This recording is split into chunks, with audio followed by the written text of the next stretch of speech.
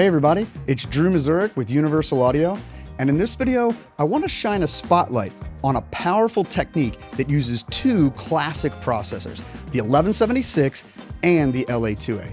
Now for this, I like my two favorites. The Rev-A 1176, aka the blue stripe, it's got the most color and the most vibe, and I like to pair it with the silver LA-2A.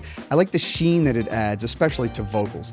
Now, these two paired together are gonna get you somewhere that neither can do on their own.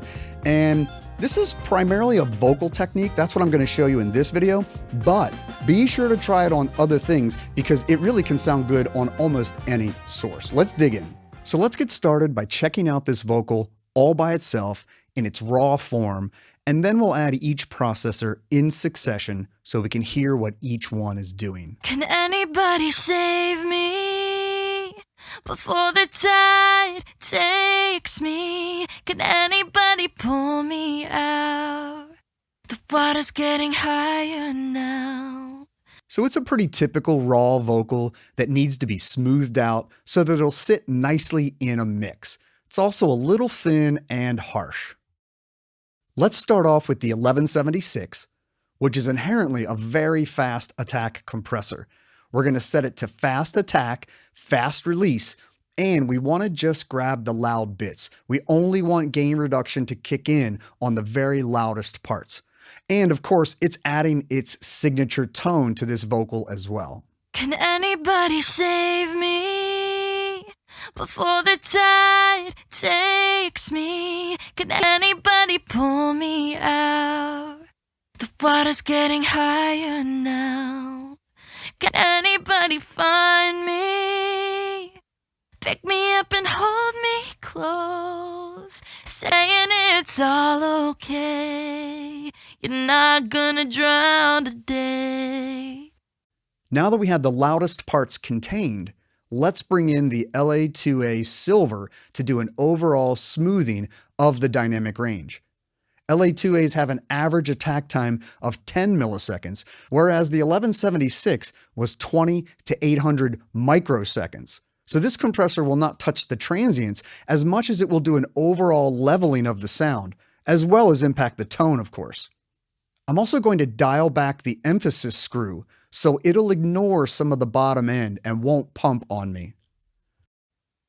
Can anybody save me before the tide takes me? Can anybody pull me out? The water's getting higher now. Can anybody find me? Pick me up and hold me close, saying it's all okay. You're not gonna drown today. Now we're getting somewhere. Let's go ahead and do a final A-B of the raw vocal and then with both compressors engaged at the same time. Can anybody save me before the tide takes me? Can anybody pull me out? The water's getting higher now.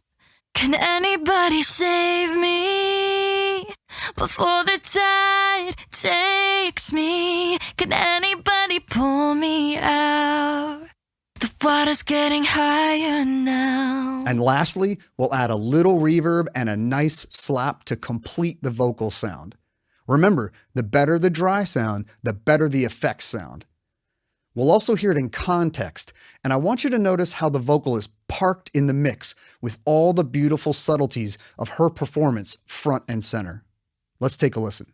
Can anybody save me before the tide takes me? Can anybody pull me out? The water's getting higher now. Can anybody save me before the tide takes me? Can anybody pull me out? The water's getting higher now. Can anybody find me? Pick me up and hold me close, saying it's all okay. You're not gonna drown today. You are. So as you've heard, sometimes more is better. Using these two compressors in series is a classic technique for a reason. It's great at parking your vocal in the mix and making it sound better in the process, since both of these are pretty colorful pieces. Be sure to try it on your next mix. Also, be sure to like, subscribe, and hit the bell so you're notified of all new UA content.